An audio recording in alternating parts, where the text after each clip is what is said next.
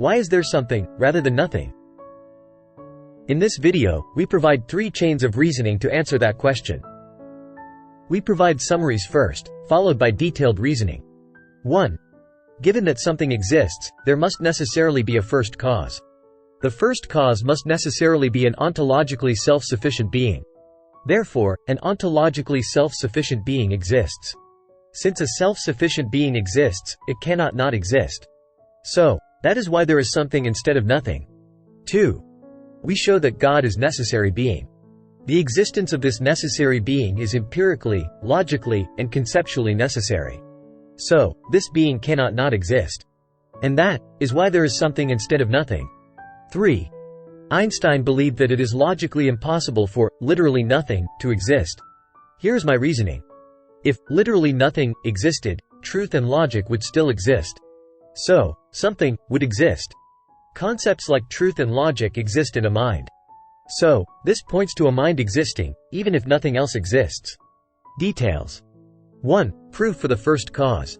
A. It is impossible to cross an infinity. B. Therefore, there must be a first cause.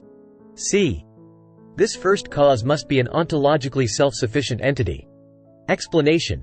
An ontologically self-sufficient entity is the only kind of entity that does not depend on any prior cause for its existence. D. In a previous video, we showed that the first cause must necessarily have the power and the ability to a. Cause, b. Create, c. Create time, d. Switch from timeless to timed states, e. Not require external causes, f. Not require external triggering of action, g. Internally choose or initiate or trigger its action. And so, the first cause must have volition and therefore be a mind. In philosophical theism, we call this mind, God. 2. Proof for necessary being. Based on the logic above, if something exists, there must necessarily be a first cause. We can call this a necessary being because it necessarily exists, if something exists. Therefore, in this sense, the first cause, God, is a necessary being. 3. What sort of necessary being? Necessity can be a. Empirical, b. Logical, or c. Conceptual. And so, we can have a. Empirically necessary being, b. Logically necessary being, c. Conceptually necessary being. 4. Empirically necessary being. Empirically, we find that we exist, and the universe exists. Therefore, there must necessarily be a first cause. This is empirical necessity. And this proves the existence of an empirically necessary being, first cause equals God. 5. Logically necessary being. Logic sequence 1. As we have seen above, if something exists, then logically there must necessarily be a first cause. So, this would be a logically necessary being, given that something, anything, exists.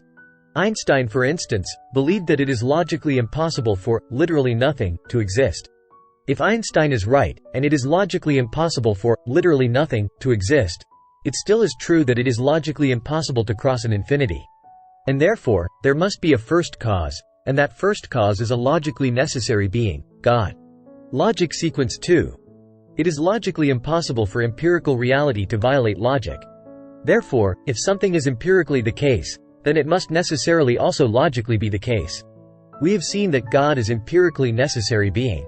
Therefore, that means that God is also logically necessary being. 6. Conceptually necessary being. We can conceive of a world where there is a necessary being. And that would be consistent with our empirical necessity world above, and with our logical necessity world above. Logic sequence. When you create a possible world, by imagining it, your mind is the necessary being for that world. If your mind did not exist, that imagined world would not exist. Similarly, when God creates this world, by imagining it into creation, God, mind, is the necessary being for this world, and all of physical reality, to exist. If God did not exist, this world, and all of physical reality, would not exist. 7. Can literally nothing exist? A. It is logically possible for there to be no matter, energy, space-time that exists. And, the Big Bang is consistent with the view that none of those existed before the creation event. However, given God as necessary being, God ontologically pre-existed the Big Bang. B. However, is it logically possible for literally nothing to exist?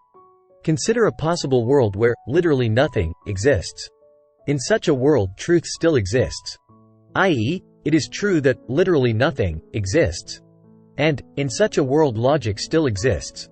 E.g., the literally nothing cannot exist and not exist at the same time. So, this would indicate that it is logically impossible for literally nothing to exist. C. In addition, where would concepts like truth and logic exist? Concepts exist in minds. Truth exists in a mind. This indicates that an ultimate mind, i.e., God, has to exist as necessary being. Conclusion. We have presented three chains of reasoning to explain why there is something rather than nothing. A. Ontologically self-sufficient being. B. Empirically necessary being. C. Impossibility of literal nothing.